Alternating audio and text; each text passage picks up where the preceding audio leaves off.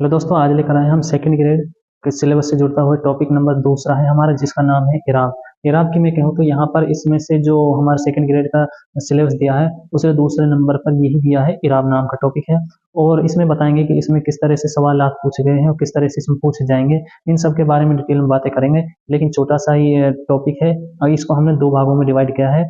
पहले भाग में मैं आपको बताऊंगा कि यहाँ पर पहला हिस्सा है, उसमें बताऊंगा कि इराब किसे कहते हैं, इसका कितनी किस्म है और इसको किस तरह से हम बोलते हैं। और जहाँ तक भी इसमें जितनी डिटेल है उसको फर्स्ट व्यू में बताऊंगा। फिर उसके बाद आएंगे हम जो इसका दूसरा वह है मेन पॉइंट है, जो जहाँ तक भी ज़्यादातर पूछे जाते हैं उसके बारे में बात करूंगा। तो दो शिफ्ट में इसके कराऊंगा।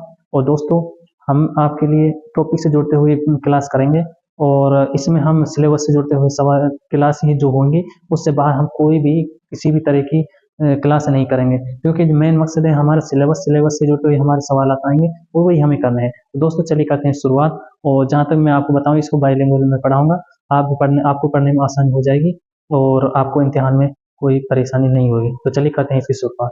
दोस्तों, जैसे कि आप जानते हैं यहाँ पर है इराब। इराब की अगर मैं हिंदी में थोड़ा सा इसके बारे में बताऊँ तो एक तरह से ये होता है संकेत या चिन्ह।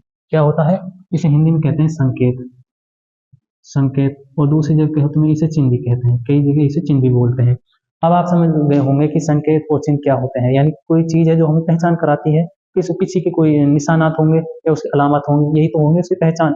पहचान वही है और संकेत ही जो हमें पहचाने। मान लो आप रोड पे चलते हैं और रोड पर कुछ संकेत दिए होते हैं, तो आप उनसे पहचान जाते हैं भाई इसके लिए ये है। तो इसी तरह इसमें दिए गए हैं। तो चलिए आगे देखते हैं क्या क्या है। सही तलफ्फुज को जानने के लिए इराब का जानना जरूरी है। अगर हम किसी तलफ्फुज को जानेंगे तो उसके लिए हमें इराब का जानना जरूरी है। इराब कहें तो एक तरह से यही मात्रा है। उससे आगे बात करता हूँ मैं। उर्दू में इसके लिए कुछ निशान और इलामात का इस्तेमाल किया जाता है। इसके लिए क्या किया जाता है? कुछ निशान है, कुछ अलामात है, उनके निशान को किया जाता है। अलामात और निशानात को ही इराब कहते हैं। जो अलामात है और निशान है उसको ही इराब कहते हैं। क्या कहते हैं? अलामात और निशान है उसको ही इराब कहते हैं। हरफ पर लगे जबर, जेर, पेश को ही इराब कहते हैं। जिस हरफ पर जबर लगा होगा, जेर लगा होगा, पेश लगा होगा, उसको क्या कहते हैं? हम इराब कहते हैं। कहने का मतलब एक तरह से ये एक क्या है? मात्रा है। उर्दू की क्या है? मात्रा है।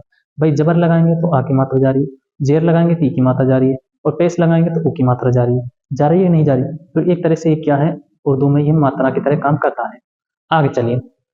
एराब लगाते वक्त हरूफ की दो हालतें होती हैं। जब हम एराब लगाएंगे तो उस वक्त इसकी दो हरकतें होती हैं, जिसमें फर्स्ट है हमारे यहाँ पर मुतहर्रिक और दूसरा है साकिन। मुतहर्रिक क्या होता है, साकिन क्या होता है, इसके बारे में जानना जरूरी है। इसको भी मैंने यहाँ पर बताया। मुतहर्रिक जिस पर जबर, जेर, पेश व मद लगा हो, जबर, जेर, पेश जिस पर मद लगा हो उसे मुतहर्रिक कहते हैं। जिस पर जेर, जबर और पेश लगा हो उसे मुतहर्रिक कहते हैं। जैसे आज और उसके साथ में क्या है? मद और मद लगा हो, वो मद लगा हो। जैसे आज, किताब, पुराना। देखो मद में तो आ जाएगा हमारे यहाँ पर मद, और किताब में आ जाएगा क्या होगा? जब जेर, ये हो जाएगा जेर, और ये हो जाएगा जबर, पुराना। यहाँ पर ये तीनों को अलग अलग मैंने मिसाल के साथ में दिखाया गया है। अब जैसे आपके सामने मद का और आए, जैसे आम, आदमी, तो ये सब किससे? मद से। तो आपके लिए दे देगा ऑप्शन में कि यहाँ पर जो मद है इसकी कौन सा मिसाल के कौन सा अल्फाज इसमें काम आएगा। तो हमें सबसे पहले देखा कि मद में क्या है और जेर में क्या है, जजम में क्या आएगा। ठीक है, उससे आगे बात करते हैं हम साकिन। साकिन का मतलब क्या होता है? साकिन को अगर मैं कहूँ तो इसको सुकून भी कहते हैं। आगे चल के बताऊँ इसको क्या है। सीधा सा ये, इसमें कुछ नहीं है। साकिन जिस हरफ पर कोई भी अलामत ना हो उससे जजम कहते हैं। जजम की अलामत होती है साकिन। जो जजम है उसकी अलामत है साकिन। साकिन साकिन के मायने होते हैं सुकून। साकिन के मायने होते हैं सुकून और वे आराम। क्या है? सुकून व आराम कहते हैं साकिन को। उसके आगे देखते हैं। एराब के मायने हैं इजहार करना, बयान करना और साफ बोलना। क्या है? इजहार इराब का मायना है साफ बोलना, बयान करना, इजहार करना, ये इराब का मायना है। ये यहाँ तक मैंने इसके बारे में जो जितनी भी डिटेल में कोई अगर पूछे तो आपसे पीछे तक यानी पूरी गहराई में जाकर आपसे सवालात करे तो आप यहाँ से उसके बारे में जानकारी पूरी ले सकते हैं, क्योंकि यहीं पर ही मैंने पूरी, क्योंकि सेकंड ग्रेड का जो एग्जाम है वो बड़े डीपली जाता है और उसमें ज़्यादातर ऐसी गहराई वाली बातें पूछी जाती हैं जो कि यहाँ मैंने सारी यहाँ पर रख दी है। पूछेगा यहाँ तक एराब कितनी हरकतें होती हैं? दो होती हैं। साकिन क्या है, जजम क्या है, जेर क्या है, मद क्या है, इन सब के बारे में पूछेगा। अब इससे अगला टॉपिक लेकर आऊंगा मैं, उसमें बताऊंगा कि आपके लिए कि जो टॉपिक है उसमें इसी से जुड़ते हुए दूसरी वीडियो लेकर आऊँगा, उसमें बताऊंगा कि जबर क्या है, जबर का अरबी मायने क्या है, जबर किसे कहते हैं, इसका मायने क्या है, मद क्या है, मद को क्या कहते हैं अरबी में, उसका मायने क्या है, उसको किस तरह से जानते हैं। इसी तरह है जेर है, जजम है, पेश है, इन सब के बारे में बताऊंगा। छोटी सी वीडियो एक और टॉपिक लेकर आऊंगा, छोटी छोटी वीडियो से आप जल्दी समझ जाएंगे, आपको आगे भी इनमें समझने में बहुत ज़्यादा मदद मिलेगी और ज़्यादा टाइम आपका वेस्ट नहीं होगा।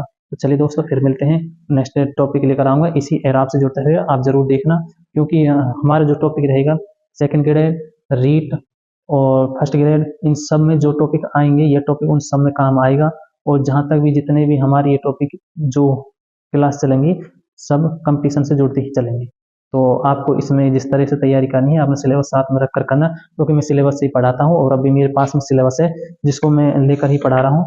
देखो, इससे पहले मैंने करा यहाँ पर ये करा दिया हुरूफ ताजी, और उसके बाद है इराब। इराब का ये है, इराब की एक और वीडियो आएगी, उसमें आप साथ देख लेना कि जिसमें जजम, मद और जेर इन अरबी में क्या कहते हैं, इनका दूसरा नाम क्या है, इनकी अलामतें क्या होती है, इन सब के बारे में बताऊंगा। उसको थोड़ा सा गहराई के साथ में बताऊंगा, क्योंकि आपको जो सवाल देखे चुटकियों में उसके आंसर निकालने। तो चलिए